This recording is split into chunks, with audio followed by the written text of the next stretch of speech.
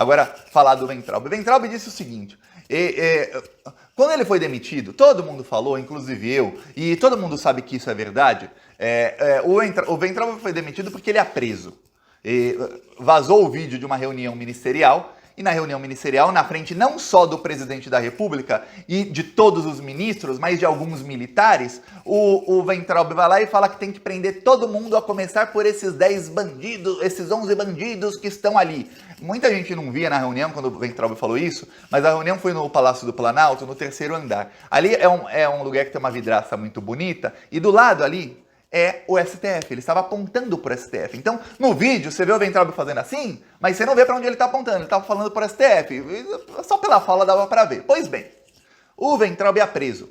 Depois daquilo, ele é preso. Então, algum tipo de acordo foi feito, Bolsonaro mandou o Weintraub para os Estados Unidos, como prêmio por ele ser uma pessoa leal, mandou o irmão dele também para os Estados Unidos, o Arthur Weintraub, e aí o Bolsonaro trocou o ministro da Educação, aí até chegar no Milton Ribeiro, e o esquema começou, o esquema do Centrão. Diz o Weintraub que não é porque ele é preso. O Weintraub diz que não.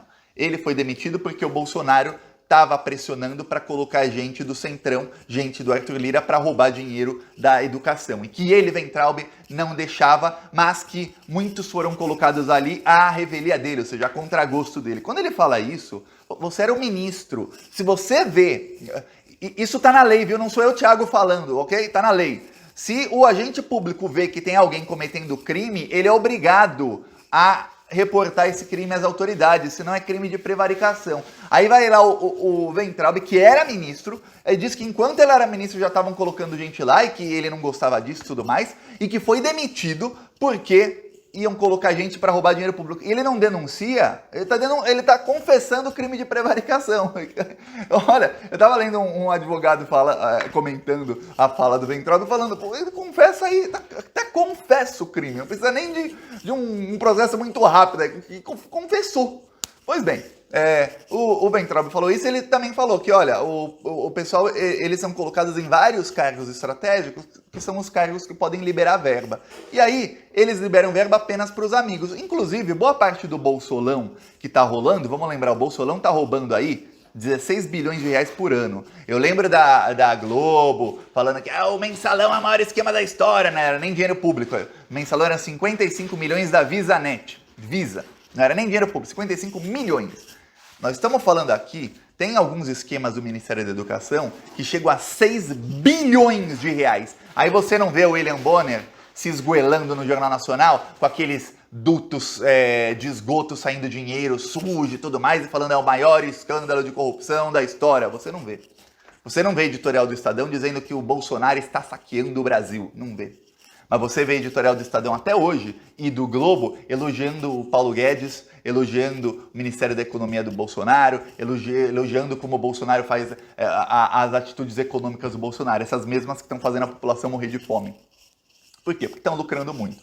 Enfim, isso tudo acontecendo, o Weintraub já deu uma pancada forte agora no Bolsonaro, que ele fala como ex-ministro, e ele fala, olha, todos esses que foram colocados lá desde a minha gestão e que eu não gostava, estão lá até hoje. Aí ele diz, pessoas erradas, quando vão trabalhar, só fazem coisa errada. E esses caras são bandidos. Então eles vão lá, eles trabalham no Ministério da Educação e eles trabalham roubando dinheiro público. Tá aí a fala do ex-ministro que fez parte do governo Bolsonaro e que, olha, ele tá em vários esquemas ao lado do Bolsonaro, inclusive o esquema do tratamento precoce da Covid envolvia diretamente o Arthur Weintraub, que é o irmão do ex-ministro da Educação. Vamos lembrar disso, ele tinha contato com os laboratórios que lucraram bilhões vendendo ivermectina, cloroquina e tudo mais para um monte de bolsominion que acreditava que isso funcionava e que iam se livrar da Covid. E também estavam com os planos de saúde que lucraram também bilhões durante a pandemia e que assassinavam as pessoas. Vamos lembrar, os planos de saúde assassinaram milhares, dezenas de milhares de pessoas durante a pandemia porque era mais barato matar a pessoa do que deixar a pessoa ali internada 10, 15, 20 dias. Para você ver como é. Mesmo junto em esquemas, agora eles são inimigos mortais. Enquanto isso, a campanha do Bolsonaro está um desastre. Eles tinham se reunido nessa semana e dito, olha, nós vamos agora atacar o Lula, usar as delações sem prova lá do Sérgio Moro. O Bolsonaro e o Moro, eles estão se juntando. Vai chegando a eleição, eles vão se juntando cada vez mais. Eu falei aqui na semana passada, o Moro tá tentando articular pro partido dele apoiar o candidato do Bolsonaro em São Paulo. Em troca, o Francisquini, que é quem manda lá no União Brasil, e é bolsominion, quem manda no União Brasil do Paraná, vai deixar o Moro ser candidato. Eu falei, que estranho. Aí o Bolsonaro ia usar as delações que o Moro homologou lá contra o Lula para atacar o Lula usando corrupção. Só que agora o ex-ministro do Bolsonaro está preso por corrupção. E o Lula tem aquilo de falar, ó, eu fui perseguido, foi tudo perseguido, não provou nada, os processos foram todos anulados. Ok, o Bolsonaro não pode falar que está sendo perseguido. Pelo contrário, tem áudio do ministro, tem os prefeitos dizendo, não, mas foi cobrada a propina. As bíblias foram impressas, você tem a prova do crime, a bíblia com a foto do ministro e dos pastores. Tem o áudio do ministro dizendo, não, o Bolsonaro é quem indicou os dois, tem as provas dos crimes, desse crime no caso. Tem vários outros escândalos do Ministério da Educação que a CPI vai investigar. Aí chegaram a anunciar que a CPI tinha conseguido todas as assinaturas. Eu até fiz um vídeo aqui falando, olha, falta uma. E mais de 100, eu leio os comentários, mais de 100 comentários dizendo, não, Thiago, não falta não, tá lá. Não, era fake news, não conseguiram as assinaturas. Tinham dito que uma senadora do União Brasil, amiga do Moro, tinha assinado, mas ela não assinou não. Aliás, os amigos do Moro, nenhum deles assinou. O Álvaro Dias não assinou. Aliás, tem gente que hoje se diz que apoia o Lula e não assinou. O senhor Otto Alencar, lembra dele na CPI da Covid e tudo mais? O Otto Alencar tá lá na Bahia dizendo que ele apoia o Lula, que ele quer apoio do Lula também. O Otto Alencar não assinou. Fernando Bezerra Coelho, que tá pedindo voto pro Lula agora direto, voltou a ser agora eu sou de esquerda de novo. O Fernando Bezerra roubou muito dinheiro no governo Bolsonaro, não assinou o pedido de CPI.